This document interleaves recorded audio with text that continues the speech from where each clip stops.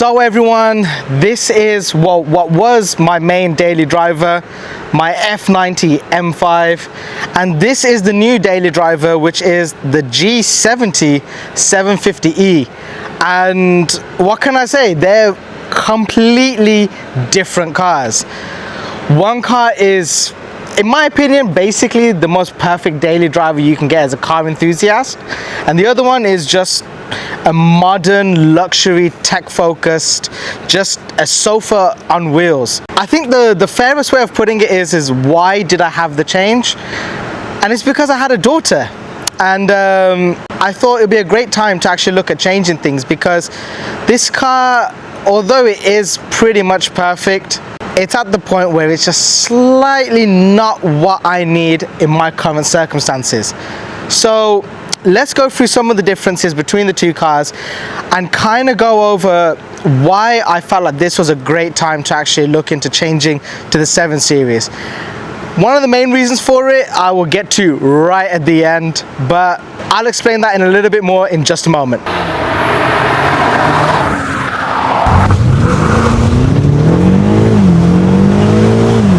So with the M5, there's a couple of things that I absolutely adore about this car.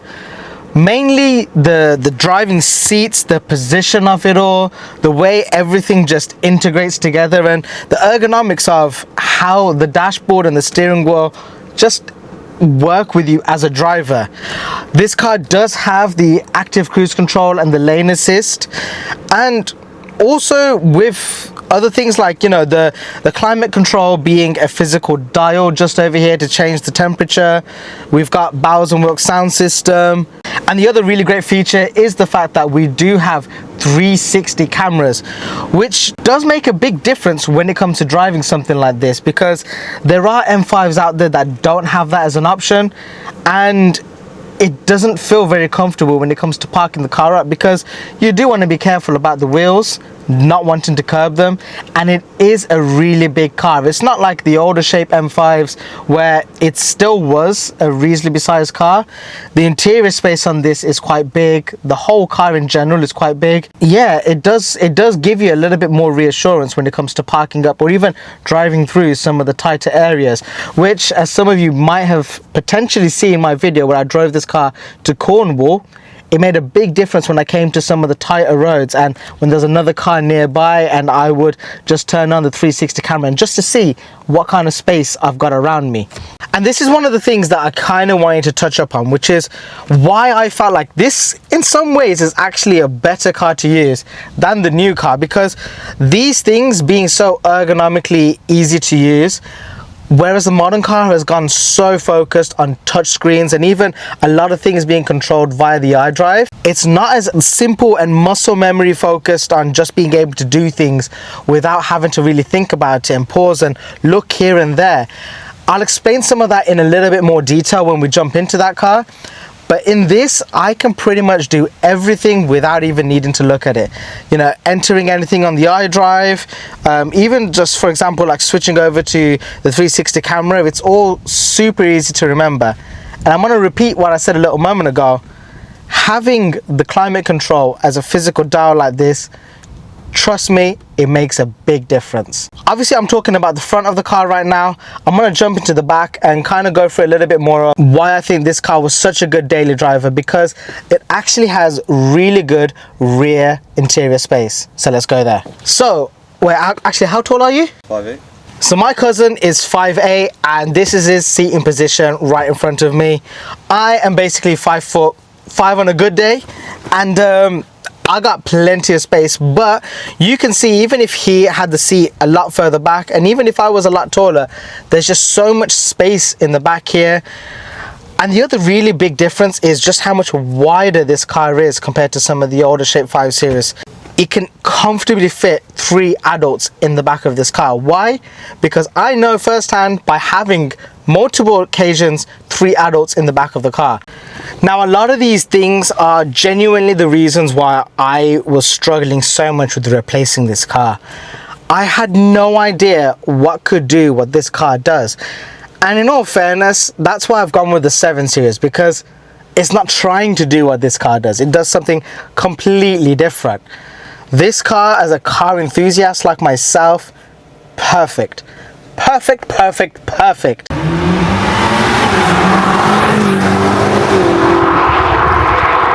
And I would never be able to say anything more than that, you know.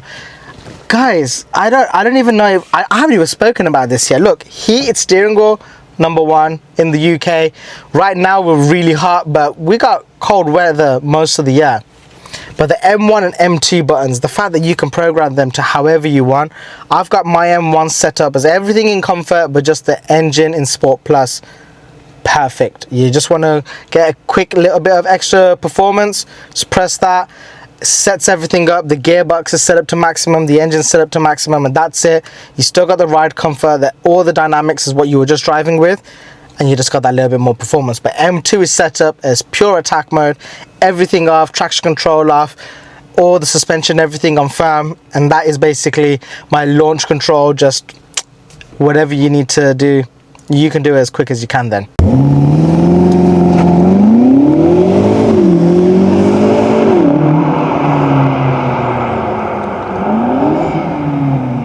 And honestly, the interior, the look of this car, being in this Silverstone color, just makes it feel so special. Every time you sit inside of this car, this doesn't feel like a normal 5 Series. This feels special. And in my opinion, in an M5, if you had just black interior, I think it does lose a little bit of that touch. This car always feels special to jump inside of. It feels premium. The extended leather all the way around is just on another level. One of the other great things about this car is when all the doors are closed and everything like that, the insulation in this car is next to none. This car is so well insulated and so well built that with all the doors closed, when you're driving on the motorway, it's really quiet. It's super nice and chill. Not as quiet as a 7 Series, but definitely surprising being an M5. And when you can turn off the exhaust to go into the quiet mode, you got everything on efficiency mode. It's just a very, very dual dynamically well built car. And the Bowers & Wilkes sound system in this car makes a huge difference compared to what my cousin has, is the Harman Kardon, which will be discussed in another video where we're going to compare our two cars. So be sure to subscribe to watch that video. But let me explain why I wanted to change from this car. And that was because during the first couple of weeks of having my daughter, we needed to go to the hospital because she wasn't well one of the days. And on that day, it was about 3 a.m. and we jumped into this car and I was about to go over to the children's hospital. And unfortunately, whilst she's only 2-3 weeks old at this point, the car being just that little bit firm meant, even though I wanted to get there as quick as I could, I was barely able to do the speed limit because my wife was like, look, she's moving around a little bit too much inside of the car. You need to drive slower. Of course I did. Having 600 brake horsepower, one of the most dynamic cars that I could have, I felt restricted. I felt like I had to hold back. And that really baffled me. It was the first moment where I felt like that. And oh, that wasp is back. Open this door as well for it. Get out. And then we're going to jump into the 7 Series, and what a big difference this car is. We've got a huge display over here. Everything is pretty much haptic touch. You know, all these buttons on the steering wheel, and you know, everything around here is all touchscreen. In fact, many of you might have already seen videos showing this car off and what it's like. What I feel like most people forget is the fact that what it's like to actually live with when you're coming out of a car like that means it's not as nice of a car to live with. The iDrive controls, all these kind of things, you know, it's not as good as what that car is like. And that's unfortunate. I'll be honest, that's really unfortunate because this car drives and rides like it is on a cloud.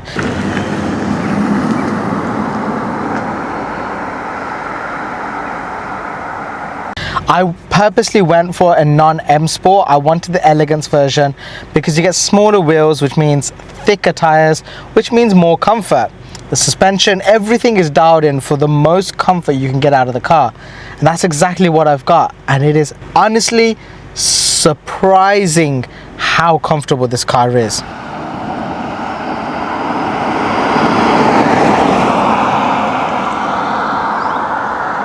Now there are a few things that BMW have done so right in this car. The rear interior of this car is just beautiful.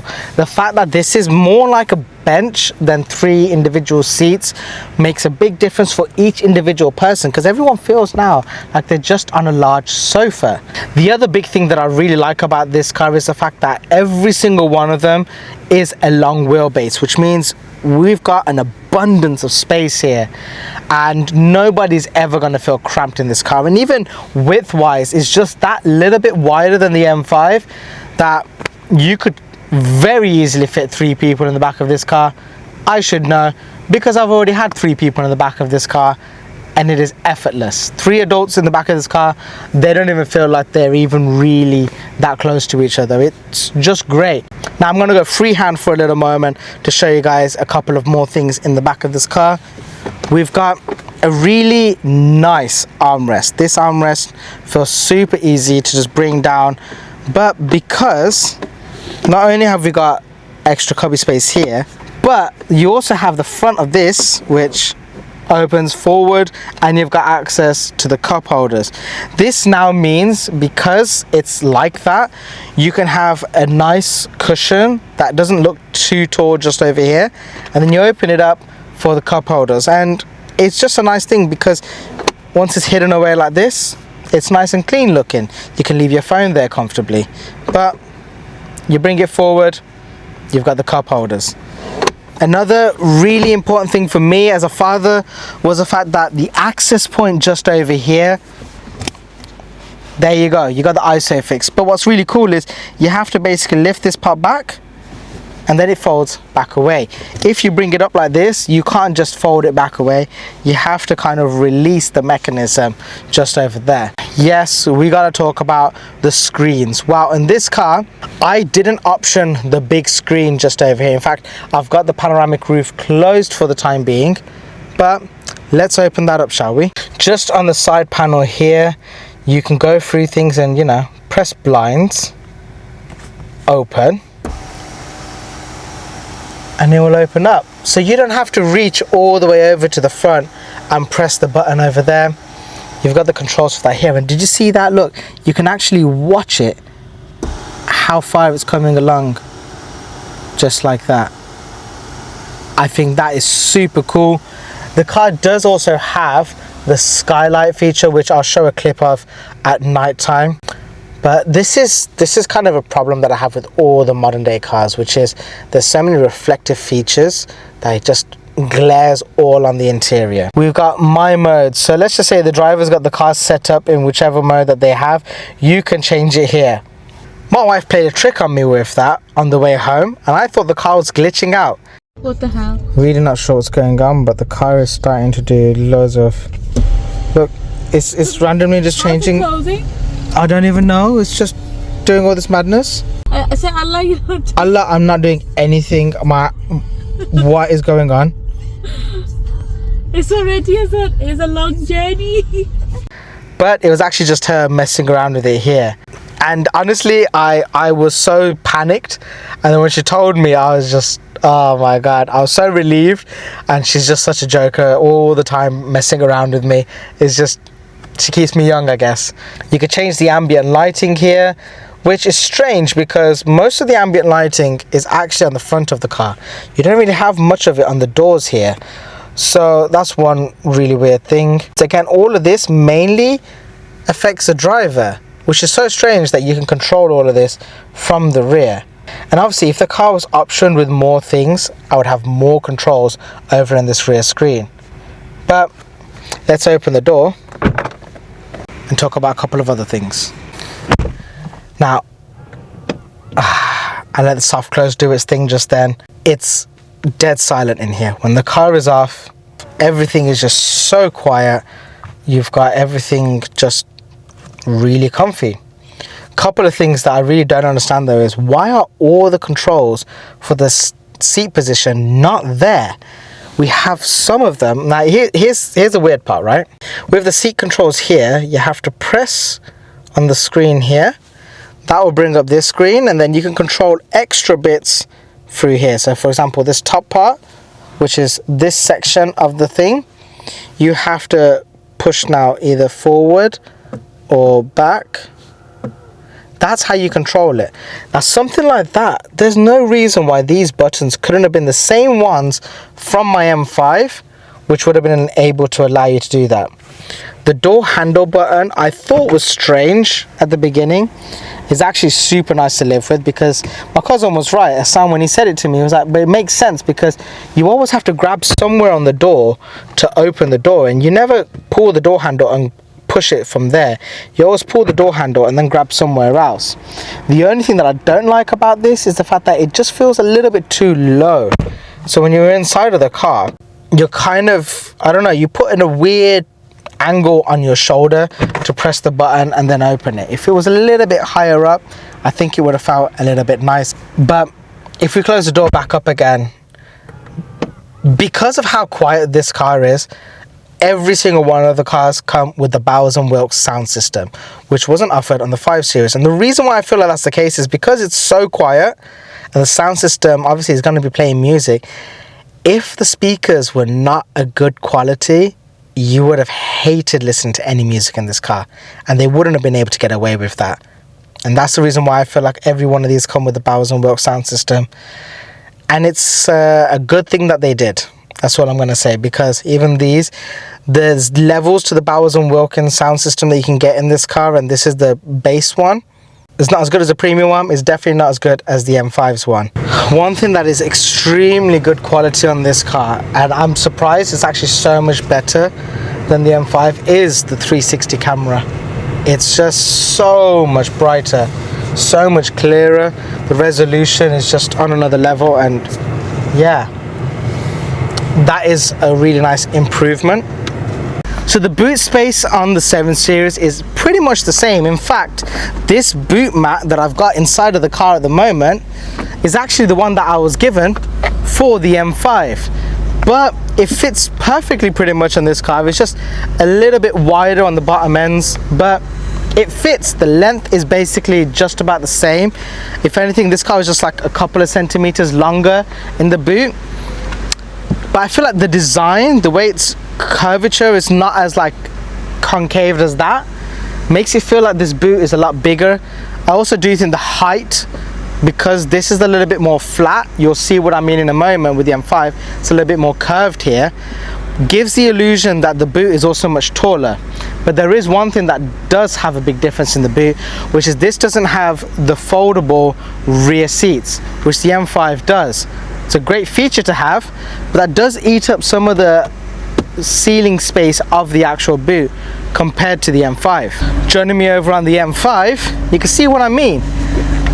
Even though it's as long and almost as wide, the boot space, because this comes down so much more here, makes it feel like as though it's a lot smaller of a boot than the one on the 7 Series. I'm really surprised with the fact that they don't look and feel as big. In fact, if I jump into both of the boots, you'll see what I mean. Let's take this out of here. I'm going to jump into the boot of this car and I'm going to see how it feels.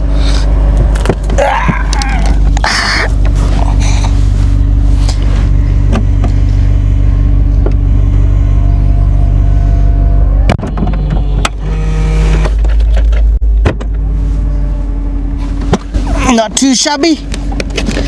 Got a good amount of space. In all fairness, it was so dark in there I couldn't fully feel how it felt if it was all pitch black. So basically, if you're kidnapping someone, you've got all the comfort access you need, and then you just shove the body in. Yeah. Give them just to make sure they're dead. Give them a bow. Yeah. You close your boot. Yeah. You're good to go, and then you jump in the car.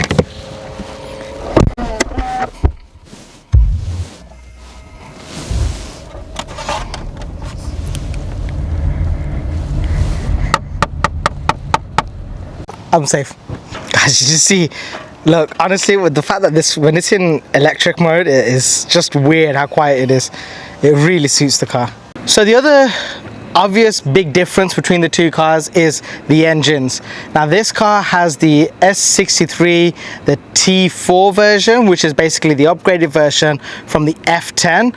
I think on average they say it's around like 40 brake horsepower more. The biggest difference here is the fact that we've got 4-wheel drive in this car compared to the F10, and also you know, with the F10, it struggled really badly to put the power down. On this car, it doesn't, as you guys will know. It literally just grips and goes. And the weirdest thing is the fact that this car is actually lighter than the F10, which is surprising considering the build quality and everything. You wouldn't think it is so much lighter than the F10. But the weirdest thing is the fact that the G90 M5 is so much heavier than this car, but we'll get into that later. This car at the moment, the way the engine works, considering it's not a hybrid at all, I've been able to average locally around 20 to 22 miles per gallon, and on a motorway run between 32 to 37, 38, depending on, like, you know, if you're comfortably cruising at 70 or not. I've been able to creep this up to around 40 miles per gallon on the motorway run, which is crazy because my cousin with his 540i has basically got the same fuel economy from his car. So it just shows just how well built and fuel efficient this engine is. And again, remember, this is basically 600 brake horsepower. Here we've got a combination of hybrid engine and petrol. So we've got the B58, which is same as everyone has basically in the 40i's of pretty much most of the cars, and we've also got the hybrid technology. Now this car runs just under 490 brake, I think it's like 489 or something like that in total with the two combined, and it's surprisingly quick. I think because of the type of car it is, it does not show off just how quick it is, but we'll do a little bit of a drag race between the two cars and you'll see this car isn't exactly falling that far behind of that. It's 100 brake horsepower less, a lot heavier of a car, but at the lower end it's easier to kind of negate that difference and be able to stick up with it. Obviously, if we were going at full VMAX, the M5 would just absolutely leave this car behind.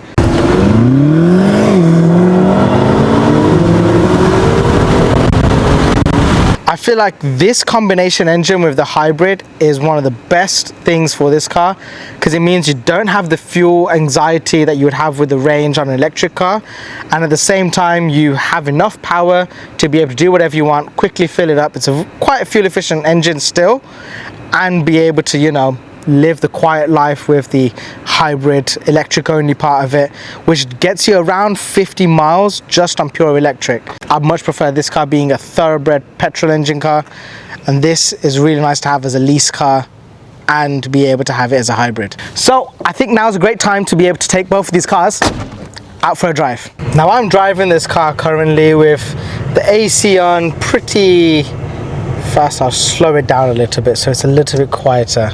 Honestly, my god, this car is just so effortless to drive around with, so smooth and easy.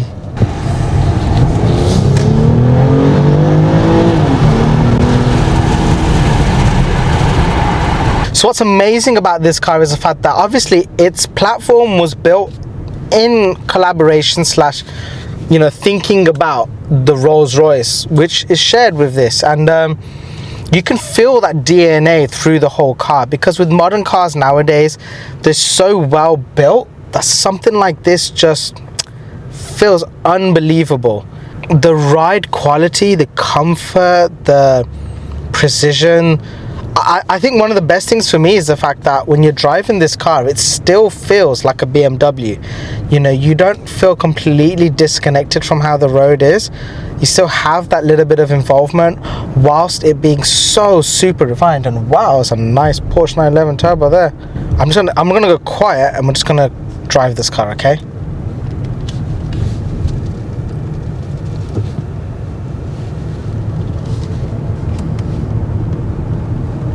Just unbelievable how quiet this car is. It's just whisper quiet the whole time. And even when you come onto a road where the surface isn't as good, for example this one, you're only getting a small amount of road noise coming through the car. I do feel like that is kind of also to do with the tire compound. On the M5 it does have Michelin Pilot Sport 4S, and they're known to obviously be very grippy of a tire, which does mean you will get a little bit more road noise because it's, you know, it's hugging onto the tarmac a little bit tighter. But this car just glides over everything. The grip, being an X-Drive, is just sublime. There's no other way of putting it. And what's so weird for me when it comes to jumping between the two cars is just how different the car makes you feel. You know, in the M5, you always feel like you are on edge and you just want to be able to just go. You want to get there, you want to get it done.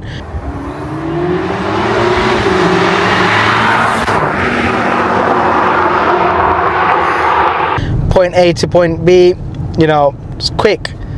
Whereas in this car, I'll be honest, a lot of the time I'm actually driving under the speed limit and I have to look at myself and be like, oh wait, I need to speed up because I'm going to annoy people behind me. It just puts you in a different mindset where all you want to do is just relax. Until you're a father who realizes that actually for most of the time you don't really want to be driving that quick. You don't appreciate that feeling of not wanting to feel like you have to go quick. Again, we're on a country lane right now. Look at how quiet the car is. When you hit the speed limit and you go 1 mile per hour over and you're over it for like more than 5 seconds, it will beep at you. And it's just an annoying thing because sometimes you're on a downhill and the car's just rolling down. And it does that and you're just like, oh, for how quiet and relaxed the car is, I wish that noise wasn't there. Now here's the kicker part, right? This is the part that I feel like I wanted to save till the end because it's unbelievable. That's the honest way of putting it. It's just completely unbelievable. Once I explain it, everyone's gonna be like, oh my God, of course you would have that car. And yeah, this car is technically cheaper for me to own than the M5. How, do you ask? This car was on a special offer with BMW, which meant that without a deposit, this was £600 a month, just over £600, and that was with me optioning in the Skylight, right? I could have had it a little bit cheaper if I didn't option that, but I really wanted to have the Skylight. It was like only an extra £20 more, I think it was, a month. And this is a 2-year lease with a total of 6,000 miles per year on the lease. The finance on the M5 at the moment I'm paying is £714 a month. Crazy, right?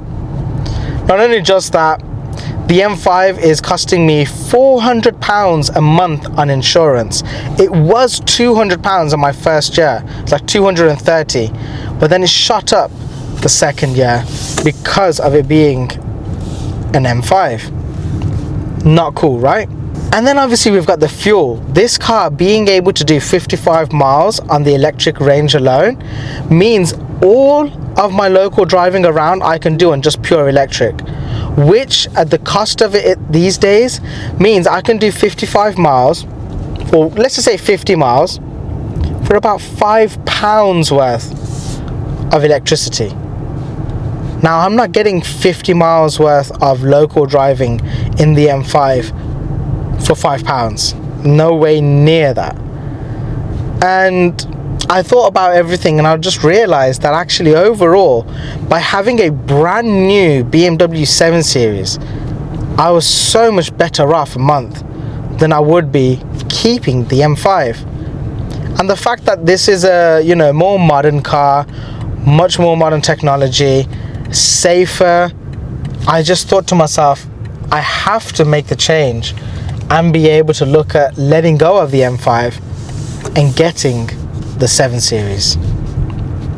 And it sucks, I'll be honest, it sucks to have to get rid of the M5. I wish I was wealthy enough to be able to keep both cars, but if I have to pick one over the other, I'm gonna pick this car to keep because it just makes logical sense. I'm getting a better daily driver.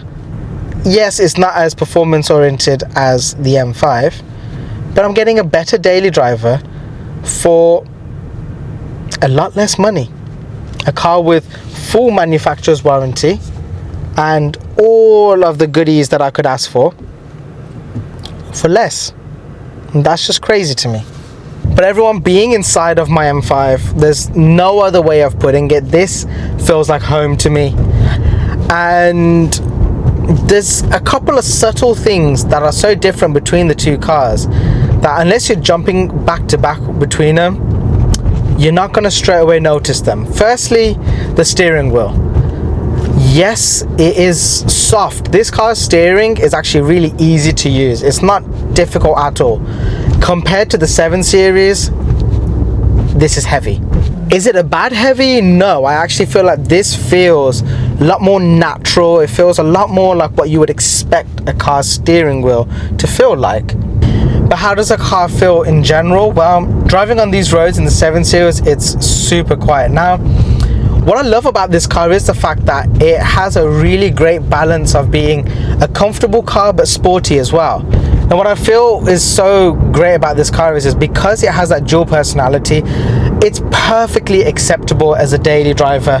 If this was a competition version, I don't think I would have been as okay with it driving around locally. But being a normal M5, it feels just like how you'd want it to feel. It doesn't ever make you feel like you're being bounced around. It just makes you feel like it's just a little bit firm. Now in a moment we are going to be jumping into my cousin's 540i as well, and we'll be able to look at the differences between those two cars in a separate video. But this car compared to the 7 Series, I don't know, there's, like I mentioned earlier on when we were parked up, the ergonomics of this car means everything is super easy to use. You know, even the buttons on the steering wheel being physical buttons instead of the haptic style buttons on the 7 Series. Well, they're slightly physical, but all of them are basically part of the same touchpad. You're just touching a different part of the touchpad and you're pushing it differently. Whereas on this, everything is an individual button pretty much. And it makes it a lot easier to use when it's individual like this. I'm not having to look down as much. Also, there's little side scroll buttons on the side of each part of the steering wheel. They're very different in this car and it makes it a lot easier to use again. The other big differences is again the climate control, all of it being here versus the touchscreen. But there's one thing I have noticed about the touchscreen element of it on the 7 Series that I didn't fully pick up on first, which was once you set the temperature, you pretty much should be leaving it alone. It feels like you kind of don't need to change it around as much, whereas on this car it feels like you kind of do. Does that make sense? Maybe it's a placebo thing, maybe I'm just thinking about it a little bit too much, I don't know. If I'm being completely honest, if I didn't get the 7 Series at the way that I've currently got it, I probably would have looked at getting this generation 7 Series, a long wheelbase one with basically the same spec as this car, ideally with massage and cool seats at the front and rear, and I would have been happy. That would have been the perfect car for me. You know, it doesn't even need to be a petrol. It could have been a 730 LD or a 740 LD. As long as it was one of the long wheelbase ones and it had the spec that this car does, I would have been very happy with living with one of those, because my uncle has one and it's a fantastic car. He has a 730D and it pretty much does everything you'd want. You see, these bumps that I'm going through right now in the 7 Series, there wasn't the secondary bump that you get from it. It just glides over that part. You feel the first initial jump, the hitting of the speed bump, and then it settles itself. The other thing that I've noticed is going backwards and forwards between the two cars, accelerating. The drama that you feel in this car is on another level, and you just do not get any of that in the 7 Series.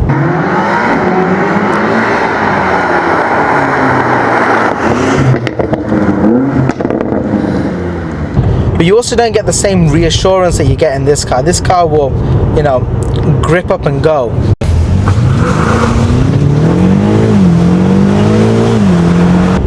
I do have to say, BMW made pretty much the ultimate car with this car. I don't think I could have asked for a better car. The seats, the amount of control you have with these seats. Even the new M5, you cannot control it the same way as you can with these. I think that's what made this car so easy to just settle in with. Even the 7 Series, I don't feel like it has as many, well, it's not as easy to set up, you know, being that this car's got those side buttons makes it super easy to set up versus the way the 7 Series one is, where you got some of it there and then the rest of it on the iDrive. A little bit annoying.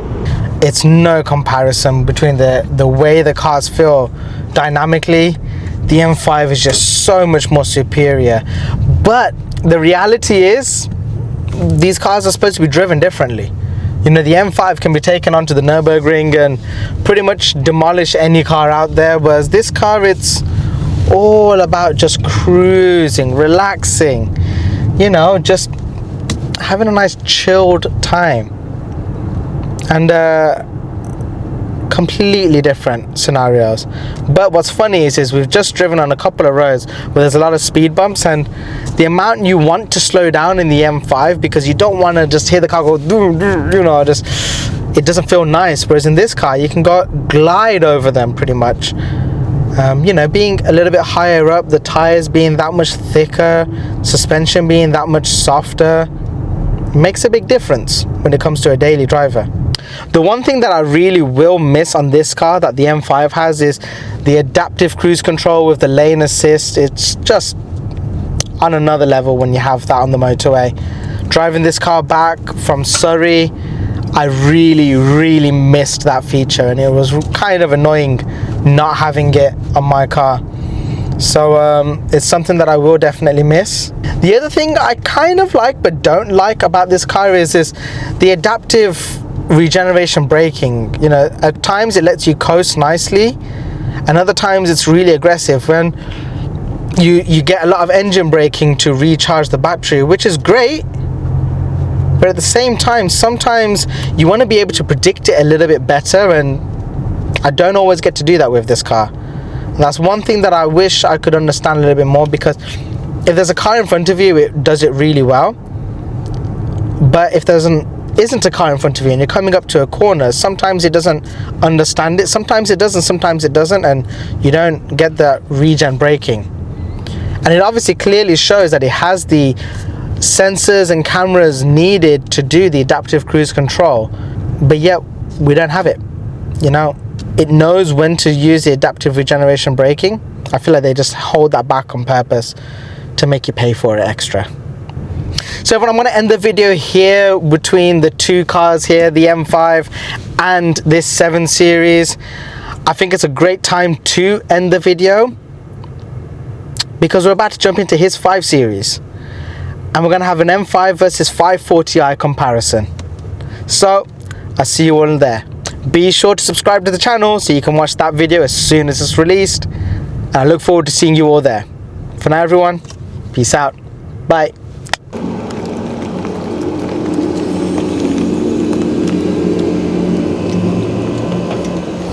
Hi guys, it's Mr. GCC. Like.